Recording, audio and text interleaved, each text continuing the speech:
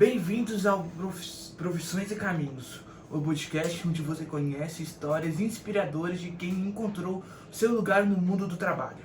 Eu sou Daniel e no episódio de hoje vamos conversar com o Dr. Matheus, formado em Direito, especialista em liderança e gestão de pessoas, e hoje gerente PJ na Caixa Econômica Federal.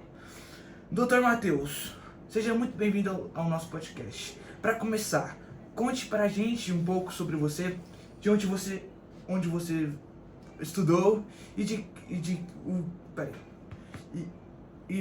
o que te levou a escolher um curso de Direito. Muito obrigado pelo convite de participar nesse podcast. O que acontece? A minha família ela vem do mercado de construção civil.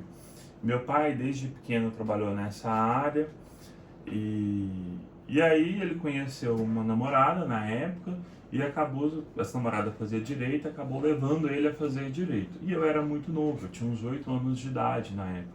E isso acabou influenciando muito a minha decisão de fazer direito, porque eu via meu pai com os livros lá em casa, a gente sentava junto e conversava, né? Eu sou nascido e criado em Uberlândia, e um período da minha vida eu vivi em Brasília, que foi no meu ensino médio.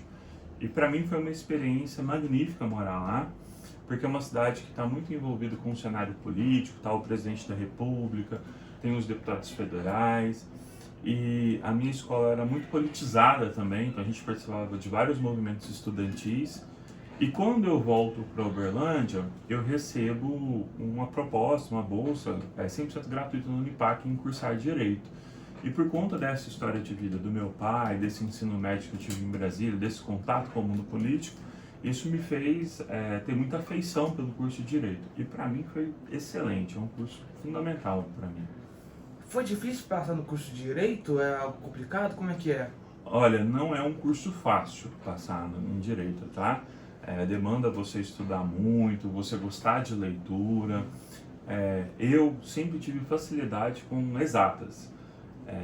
As matérias tipo História, eu tinha muita dificuldade de conectar datas com nome histórico e locais. E quando eu fui fazer Direito, eu tive que aprender a lidar com essa dificuldade e criar um método para fazer essa assimilação. E para mim, isso mudou muito quando a gente estudou de História do Brasil e principalmente as Constituições Federais. Então, assim, é muito bacana, é um curso muito legal. Entendi. Sabemos que o seu primeiro trabalho foi como servidor público, na Prefeitura de Uberlândia. Como surgiu essa oportunidade? E o que você aprendeu nessa fase da sua vida? Então, essa oportunidade surgiu muito por conta da minha mãe. Meus pais são separados e era minha mãe que morava em Brasília, quando eu fui morar com ela. E Brasília é a cidade do concurso público. Então, quando você vai para lá, eles sempre falam, tem que fazer um concurso, aqui só tem concurso. E aí eu voltei para Uberlândia, minha mãe falou assim, tá tendo um concurso da prefeitura. Ela foi, pagou a inscrição para mim e falou assim, vai fazer a prova. Na época eu tinha 17 anos. E assim, você está muito novo nessa fase da vida, então você não pensa muito o que você vai fazer. Aí eu sei que minha mãe pagou, eu fui lá, fiz a prova, eu não esperava que fosse acontecer, mas graças a Deus deu certo, né? Porque eu sempre estudei muito na minha época de escola. Eu passei no concurso, eu fui chamado, e quando eu entro na prefeitura de Uberlândia, e a prefeitura é muito grande, a gente tem várias áreas para poder trabalhar, eu sempre quis trabalhar no centro administrativo. Desde o primeiro dia que eu entrei na prefeitura, era lá que eu queria ficar. Porque é o local onde você vai ter o maior aprendizado, o maior contato com o poder público. E aí eu acabei caindo na Secretaria de Habitação. E eu caí no atendimento da Secretaria de Habitação. Então foi uma fase da minha vida que me demonstrou ter muita resiliência, aprender a tratar com o público, aprender a fazer um bom atendimento de qualidade. E logo em seguida no atendimento eu fui para o setor jurídico da prefeitura, porque eu estava cursando Direito, pedi uma oportunidade. E ali para mim foi um divisor de águas na minha vida enquanto carreira, aprendi bastante. Você acha que a sua família foi um incentivo grande para você fazer esse curso de Direito? Foi. Eu falava que a minha família, tanto meu pai quanto a minha mãe, foram grandes incentivadores dessa área. A minha mãe, por conta do concurso público, né? Se ela não tivesse feito a inscrição, corrido atrás, eu não teria feito. E o meu pai, ele para mim foi sempre um espelho. Então, eu achava legal meu pai estar cursando direito e eu acabei indo cursar por conta disso. Mas na hora que eu entrei no curso, eu aprendi várias outras coisas que me fizeram gostar ainda mais da faculdade de direito. Então, o seu pai foi uma grande inspiração para você, né? Com certeza. Ah, você acredita que esse começo te ajudou na sua carreira atual? Muito, porque passar no atendimento ao público é uma experiência transformadora, tá? E você passa no atendimento ao público muito novo, porque eu entro na prefeitura de Uberlândia com 18 anos. Eu era um pouco rebelde, e aí eu fui aprendendo a lidar, a ter um pouco mais de paciência, a entender um pouco mais o lado da outra pessoa que está na mesa. Eu tive uma chefe, a doutora Márcia, e ela era uma querida, todo mundo gostava muito dela na prefeitura, o pessoal que a gente atendia adorava ela, e ela me ensinou várias coisas, sabe? A Márcia, por exemplo, chegava uma pessoa que tinha algum tipo de dificuldade, né, com a Secretaria de Habitação, estava participando de um programa habitacional, e a gente precisava dar uma resposta para essa pessoa. A Márcia não aceitava que a gente desse a resposta para ela voltar no outro dia.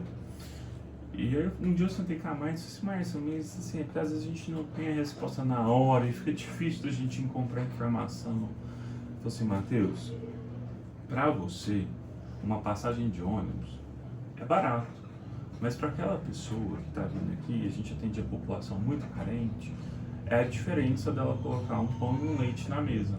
Então toda vez que você for falar não para alguém, você fale não porque você não pode atender. Não porque você não vai procurar ou você não pode pesquisar naquele momento. Pare tudo que você está fazendo e vá dar um atendimento de qualidade para aquela pessoa. Então isso, para o banco, faz muita diferença. O atendimento é um ponto muito chave para nós, sabe? E o ambiente de trabalho lá era bom? O ambiente? As pessoas eram educadas com você? Acho que, pelo que você já falou, dá pra ver que as pessoas eram educadas com você. O ambiente era confortável? O ambiente de trabalho na prefeitura, para mim, foi excelente.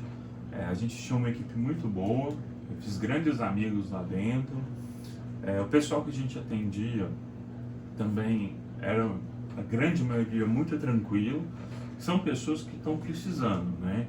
Então, não é um atendimento fácil, porque é muito difícil você ter que dar um não e você saber que aquela pessoa precisa, mas às vezes você não tem condição de atender porque não está na sua alçada, né?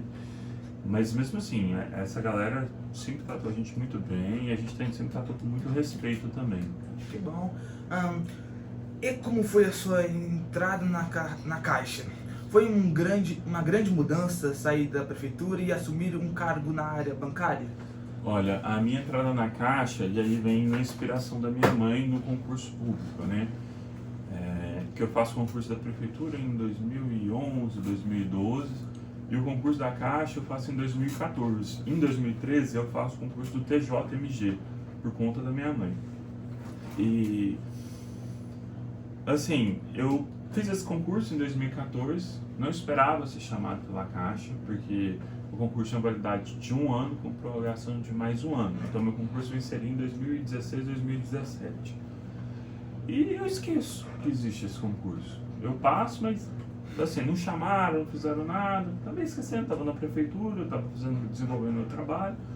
Um dia eu estou no serviço e eu recebo uma ligação da Caixa Econômica em 2019, assim, 5 anos depois que eu fiz a prova, me chamando e perguntando se meu nome era Matheus, se eu tinha feito mesmo o concurso. Eu disse, meu nome é Matheus, eu fiz esse concurso, mas ainda está valendo. E aí o cara, você está sendo convocado para trabalhar na Caixa, porque teve uma decisão do tribunal que prorrogou a chamada deles por prazo indeterminado até chamar toda a lista por conta dos cadastros reservas. E aí, para mim foi uma grande surpresa, eu não esperava entrar na Caixa, só que, assim, eu já tinha esgotado o que eu poderia crescer na prefeitura, não em questão financeira, mas em questão profissional.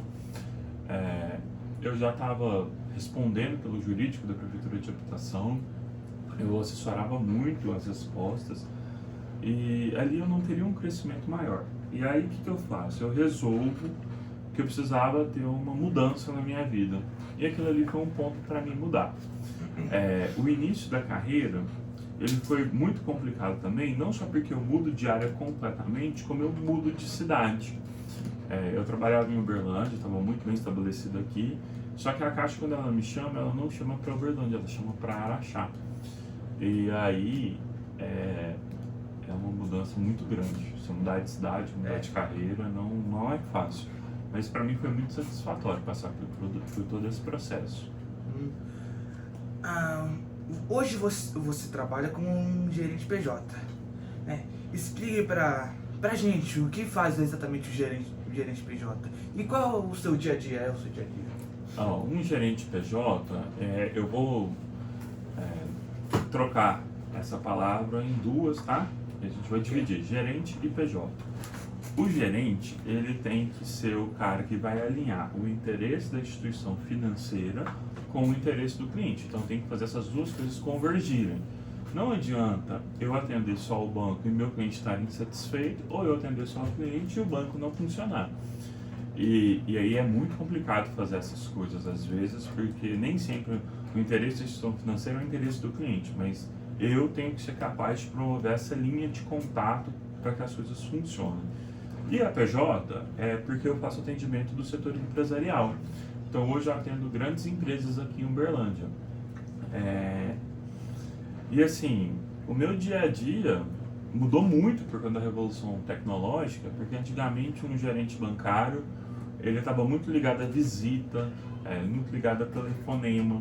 Então às vezes eu encontrava o meu cliente na segunda-feira, eu só ia ver o meu cliente de novo na quinta, na sexta ou na outra semana.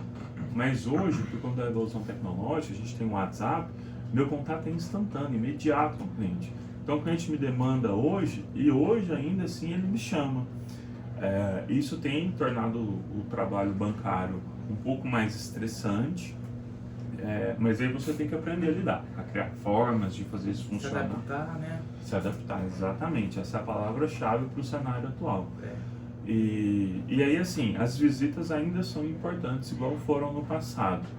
Mas você tem que hoje entender o perfil do seu cliente. Porque tem cliente mais novo, mais jovem, que é da era digital, que ele não gosta muito da presença. Ele prefere um canal do WhatsApp, ele prefere um e-mail. Mas já tem clientes que são mais velhos, que são os pais, os donos das empresas, os avós.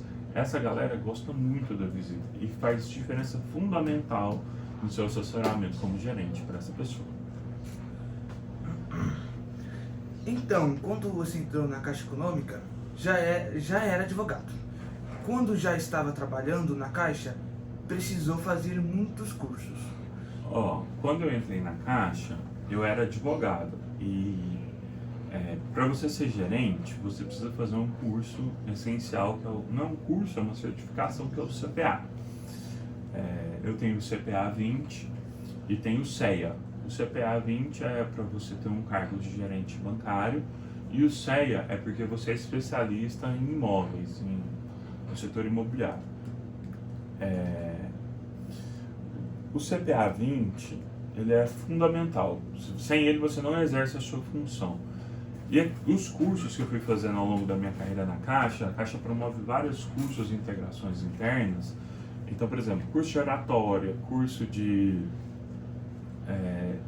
mercado imobiliário, eu fiz curso de investimento, eu fiz curso de avaliação de risco de PJ, eu fiz curso de gestão, fiz curso de liderança. Então, o segmento bancário ele é muito amplo e quando você é gerente, você tem a sua equipe para gerenciar também e você tem que ser capaz de fazer aquilo ali funcionar de uma forma fluida, de atingir os objetivos, de a gente ter um atendimento de qualidade. Hoje a gente é avaliado também no nosso atendimento pelo índice CSAT, que é o índice de qualificação do cliente.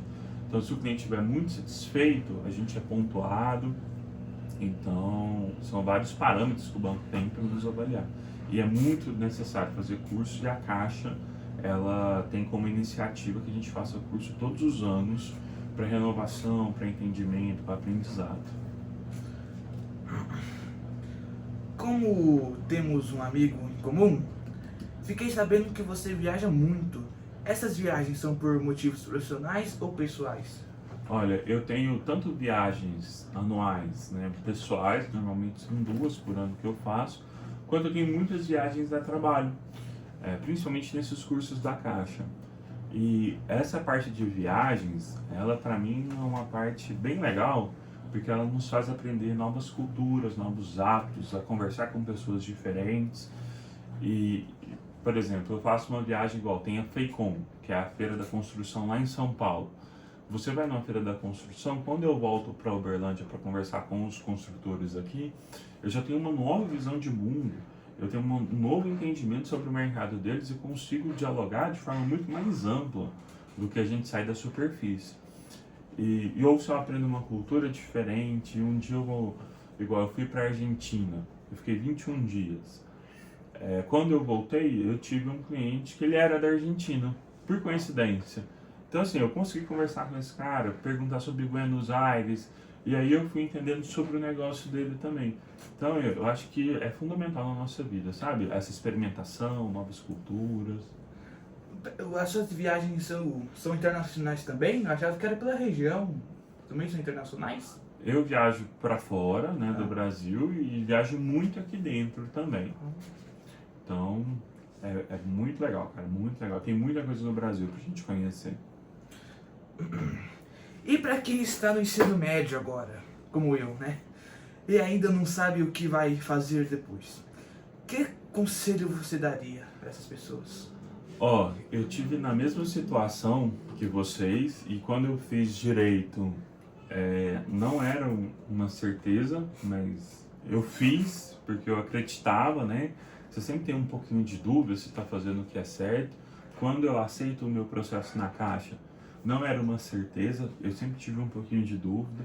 E meu conselho é o seguinte: faça, mesmo na dúvida, faça. Não se arrependa de não ter feito. Então, se te derem uma oportunidade, te derem uma possibilidade, e você achar que aquilo ali vai ser legal para você, pode não ser a coisa mais interessante do mundo, mas vai lá e aproveite essa oportunidade. Vai te trazer grande aprendizado, vai te trazer uma nova visão de mundo, e isso vai ser um enriquecimento imenso na sua vida, sabe? Então aproveita muito. Você imaginava estar onde está hoje? Onde você está hoje? Com certeza não. Como Não? a minha família era do mercado de construção civil, eu sempre pensei em estar no mercado de construção civil. Nunca pensei passar no curso de Direito, porque eu vou aprender o Direito quando eu tenho 10, 8 anos de idade com meu pai. Nunca pensei em ser bancário, porque bancário está totalmente fora do meu escopo de atuação. E assim, apesar de eu nunca ter pensado, foi muito bom estar nessas carreiras, ter passado por essas oportunidades de vida, porque, igual eu tô te falando, isso muda a forma da gente enxergar o mundo, a forma da gente lidar com as outras pessoas, e te acrescenta bastante enquanto indivíduo.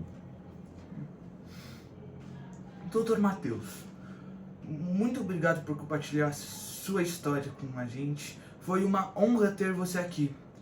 E para você que nos ouviu até aqui, obrigado pela companhia. Nos vemos no próximo episódio do Profissões e Caminhos. Até lá!